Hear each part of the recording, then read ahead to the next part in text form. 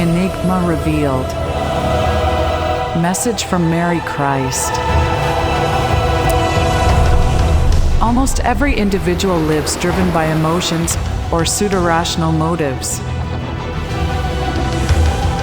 This is why rationalizations occur everywhere, all the time, in order to offer some basis to justify what lacks any reasonable and moral foundation. Seek, beloved child, step by step, the path to your consciousness center, attentively reading, in your daily life, through the tools of intuition, the signs of synchronicities, and, above all, your sense of personal duty. What the will of God reverberates within the deepest structures of your being, as a service to be unfolded in the world. Do this continuously, and everything else will be added to you, spontaneously.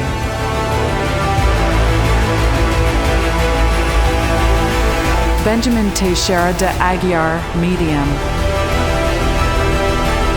Cibele and Eugênia-Aspásia, spirits. In the name of Mary Christ. Message originally received in English.